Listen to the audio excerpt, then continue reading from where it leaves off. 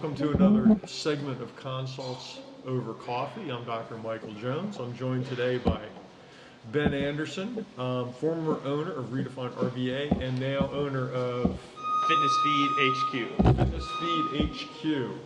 Tell me about FitnessFeedHQ. Yeah, absolutely. Thanks for having me, Mike. Yeah. FitnessFeedHQ started as a online training, personal training business, and it evolved into a holistic health coaching and lifestyle coaching business that took me a few years to really develop into what it is today. But yeah, that's the gist of it. So what led you, or how did it evolve from just being sort of a coaching, sounds like a fairly traditional role, to being more a holistic practice? Good question. So obviously there were some mentors and some coaches along the way, but what guided me to it was essentially the conflict I had with coaching, personal training in general, and how it was only part of the solution. It got people moving, it got people into a physical realm of bettering their bodies, but it didn't necessarily hit all of the aspects of health that I really wanted to start coaching people on, because I saw that it just left a lot on the table when you're only focusing on training or working out, essentially. Well, and I think probably, but most of the people listening have probably seen the phenomenon of January 1st, the gym is packed. January 31st, the gym is empty again. Yep. And that probably gets to sort of what you're talking about, right? I mean, 100%, yes. And that's a good point you bring that up, because I would frequently see, I was a trainer only for 5-6 years, and through those times, obviously people came in to the gym for certain reasons, and at any given point they would leave, having gotten good results. They would leave, try things on their own, and come back in later, right? Like 3 months, 4 months later, need to lose the weight again, need to get back in the habit, lost, got off track, whatever. And it's really frustrating to see that sort of stuff happen, because you see all the work that goes into it and all the the downfall of the emotion afterwards, like, I've failed, I've not done my job, etc. But really what it was a misunderstanding of what it really takes to be healthy. And it's not just tied to your gym routine, it's tied to your whole lifestyle. So yeah. It was that yo-yoing, that kind of on and off type idea that really got under my skin with the whole approach that I was taking before. Yeah, and I think that makes sense. I used to see that a lot of times. Is that people will step up and sort of do damage control when they can't get in their clothes anymore, or something happens to them, and then once they sort of get back to where they wanted to be, they kind of go back to who they were, which just leads the cycle to repeat. Exactly. Yeah, I'm sure you saw it all the time in medicine. Of people come in only when they need help, and then they leave again only to come back in later. Right? It's that same kind of thing. And so the way I really decided to approach it was trying to change perspective, change their perspective on health and wellness in a way that led to true transformation, not just change.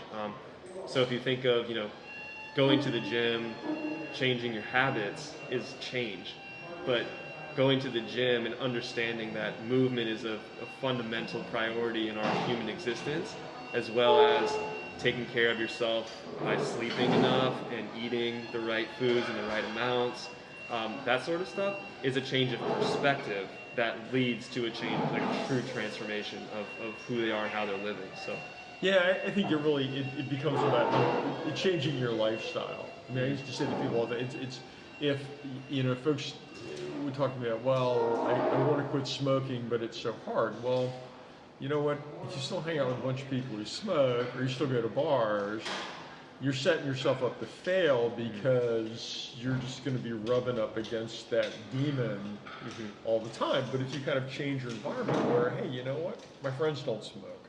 Or you know what, I hang out, I'm more active and I'm outside more, I'm in places where it's not allowed, which is easier to do these days than it was 20 years ago. But kind of modifying your environment to support your goals, I guess, is sort of what you're trying to help people do. It's a big part of it. We have, in my program there's a whole week dedicated to habits and environment, and just talking about the importance of the environment. Because I think it's James Clear in his book Atomic Habits. He talks about environment being the invisible hand that shapes our identity. And so if you think about how you set up your environment, it is literally, it will determine your habits. Like what's 80 to 95% of our decisions on a daily basis are unconscious or subconscious. And so if you think about it, if you put a sleeve of cookies on the counter in the kitchen, and you spend a whole day walking in and out of the kitchen, those are going to get eaten. Oh, absolutely. It doesn't matter how strong your willpower is. At some point, you'll break it open. And if those aren't there, you won't eat them. So it's just, it's like those kinds of basic things that can really make a big difference in your lifestyle and like what you're actually doing on a daily basis. No, so I know in our house, my big issue is I know that if we sit down in the evening, in the family room, and put the TV on, well, the family room's right next to the kitchen. And frankly, sitting in front of the TV is just an invitation to stick stuff in your mouth. Mm-hmm. So it's like, let's go upstairs. There's a TV upstairs and we're going to watch it. It's better watch it upstairs because even that extra 50 feet of walking keeps me from going to the kitchen. Right. Or, you know what, go sit upstairs and read. Yep. And that whole, so modifying the environment, again, to set yourself up to succeed is kind of what you're saying. Exactly. And that's a really cool example that you use there, because that hits on like a main thing that I want people to get across is like, first, awareness. So like when you're sitting on the couch, you have the awareness, like, and you've developed it, that when you sit here, you eat things that you don't necessarily want to eat. Like, you just do it, right? So, number one, aware, right? Like, you're aware. The second thing, you moving location was intentional. Like, so you made intent to change your environment or your behavior in a way that's positive for you.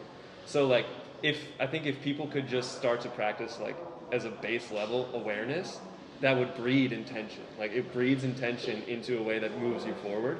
So I just think, the example of the environment is that so much of it we're unaware of, so that means we're not intentional. So if we just start to be intentional, our lives will just get that much better automatically from awareness and intention. And I think it's hard. I think a lot of times people aren't as aware as they could be or as they should be in that situation. Mm-hmm. One of the great things I always saw, and I frankly just, again, drawing from my own life and then talking to a lot of patients, is the idea of hunger. Not all hunger or craving is because you actually need calories or need to eat. There are a lot of behavioral drivers of eating, and a lot of times, am I tired? Am I stressed out? Those are things that always kind of run through my mind, like, well, I really want a bowl of ice cream right now. Well, yeah, it's 11:30 at night. You probably ought to go to bed. You're just tired, and you crave sugar when you're tired. Right. Mm-hmm. So go to sleep and don't eat the ice cream. Yeah. Yeah. But just even to get people aware of that kind of thing, I think is a big step for folks. It's huge. It's huge, and there's so many layers to it too. One thing that came to light recently is like if you have a craving or you have a desire to eat something, but it's not true hunger, it's usually a desire for a state change, a change of your mental or emotional state that you're actually seeking. So if you put stress in the mix, people, I've talked to so many people that they find that when work gets stressful, they immediately just start snacking more. Like, it's just, it's hand in hand. So like you said, if you're tired, you reach for some sweet, some sugar stuff. You're trying to change the fact that you're tired. But why are you tired? Like, if you're tired enough to go to sleep, go to sleep. If you're so tired in the morning when you wake up that you need caffeine and sugar to just function, you're not sleeping well. Like, you're not actually sleeping well. So there's all these lifestyle factors that can really, they all play into each other. So like those are all food choices that can be based out of sleep. And then sometimes your sleep habits can be affected by your movement habits and vice versa. So it's all very connected, which is why I've taken the holistic approach. And I think that's really good, because again, the concept of like, well, I'll just go to the gym and work out, or I'll just go run. I don't think that really gets it for a lot of people. I mean, it's part of it. Being active is part of it, right? Because we're mammals that are meant to be moving. But if you're not doing the other things, I don't think it doesn't strike me that it gets you very far. Is that true? Yeah, I mean, it certainly can. Like, it certainly can get you to a point. But I think with balance in mind or thriving in mind, if it's only one direction, like if you're only focusing on, working out or moving in that sense, you're missing a lot of the pieces of the puzzle. But like you said, you can only get so far with just working out. You can only, it's true. And I always say, a steady gym routine is not the same as an active lifestyle. And if you think, really, when gyms started popping up, it was in the last 50 years. I mean, don't quote me on a date here, but like somewhere in the 60s, 70s, 80s range, there was the real popularization of weight rooms or gyms in general. And now people think that, immediately if I want to get healthy, gym. Like, but 50 years ago, that wasn't the thought. Right. It was, start moving more, start living a life where you moved frequently. That's a sign of a successful marketing campaign. It's true. By the fitness industry, right? Yeah. Without us, you're screwed. Yeah, that's true. I'm kind of just the opposite. I mean, I like to be active. I hate being indoors. So like I get like, yeah, you want to go lift weights? That's fine. That's kind of a means to an end for me. But the end is like, well, being outside. Because frankly, that kills two birds with one stone. I'm physically active, but for me, like, it's good for my soul just to be outside, unplugged, no phone, no nothing, go run. Yeah. And just be in the world for an hour. Yeah, and I love that. Because I found the same thing. The more that I can be outside, the more that I can be removed from technology, the better I feel. It's not just like energy. It's not just health. It's literally everything. It's like my soul feels better, like you said. I feel more connected to who I am and who I'm supposed to be in the world when I get to spend more time outside. And so that's a really valuable thing. And just like the gym, like, technology is a new thing, right? And some people can't understand that, the idea of watching TV every single night is like a new phenomenon. And it's not necessarily taking us into a positive realm with our evolution or our bodies, right? There's the guy that wrote Fight Club, Chuck Palahniuk. Yeah.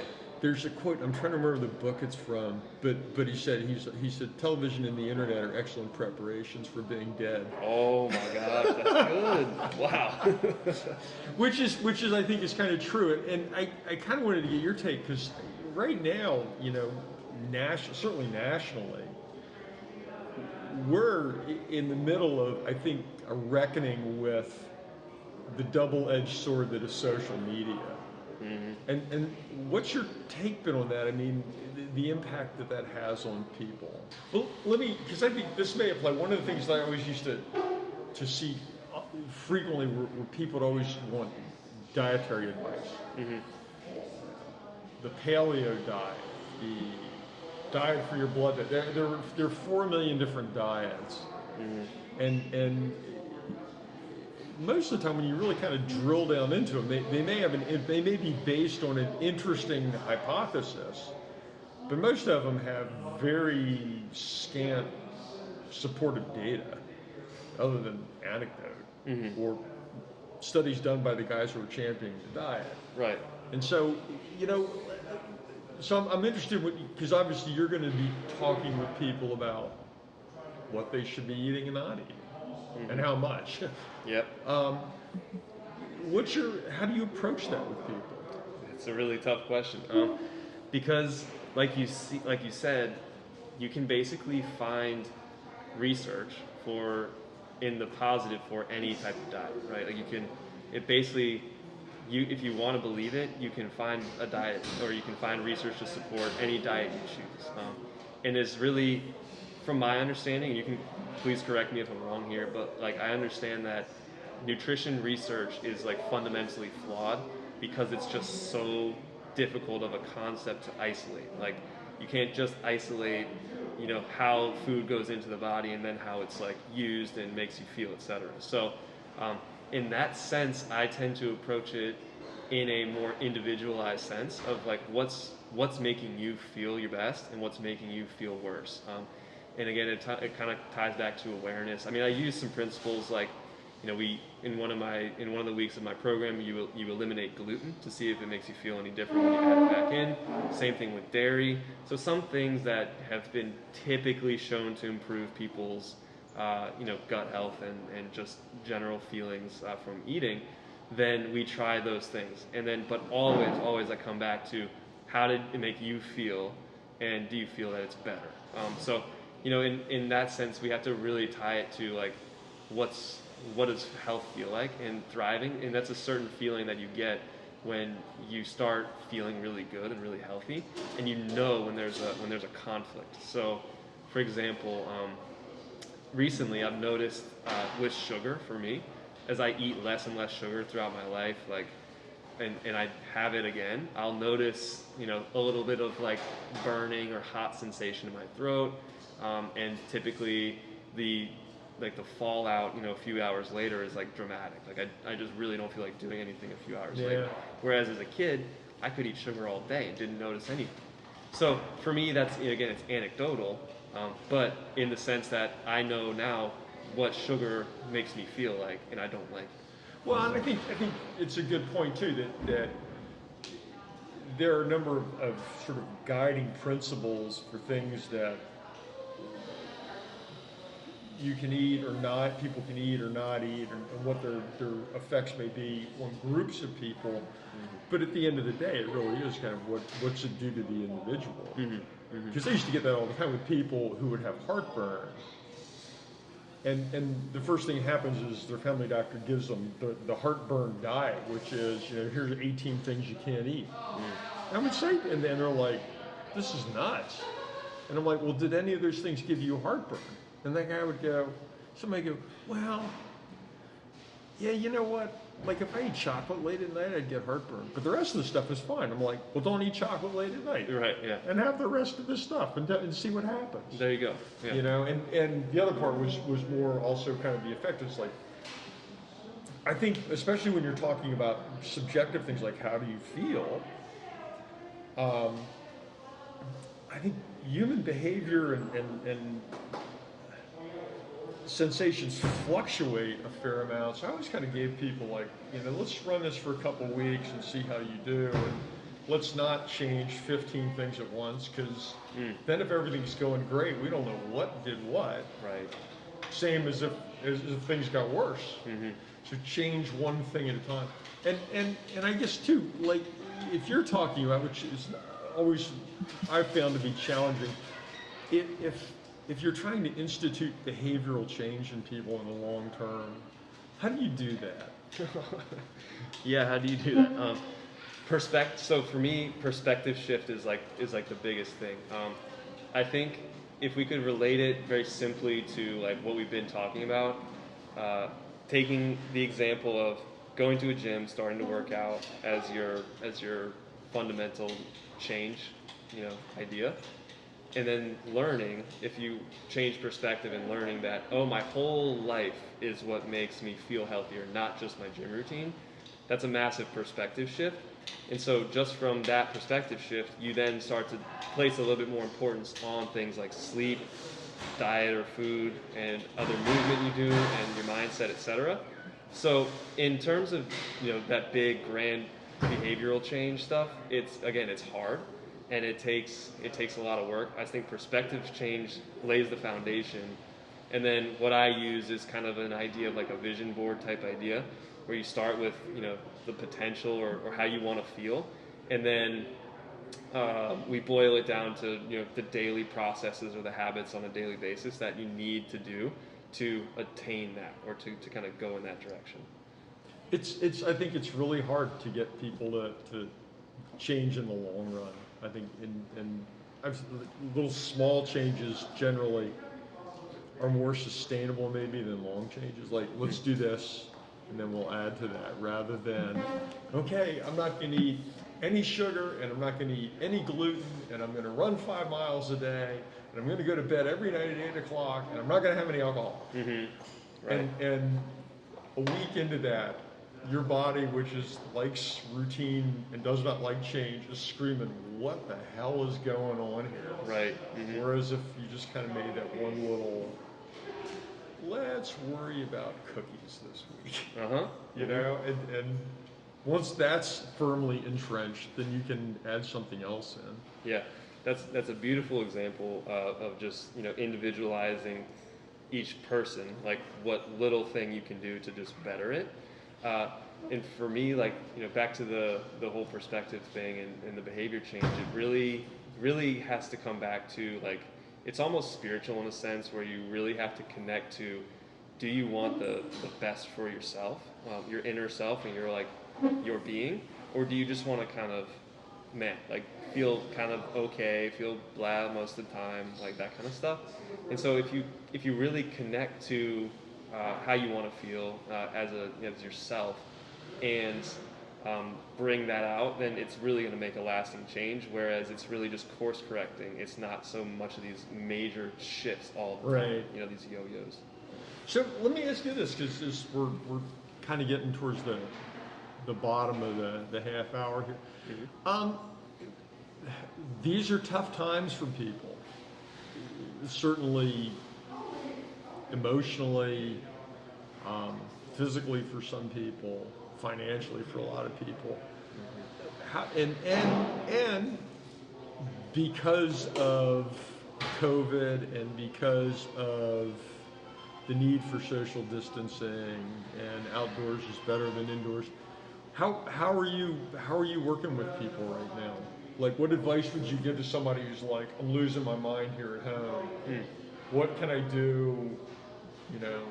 Cannot buy a 12-pack of beer and get up on the roof with a high-powered rifle. Go postal on people. How do you shoot?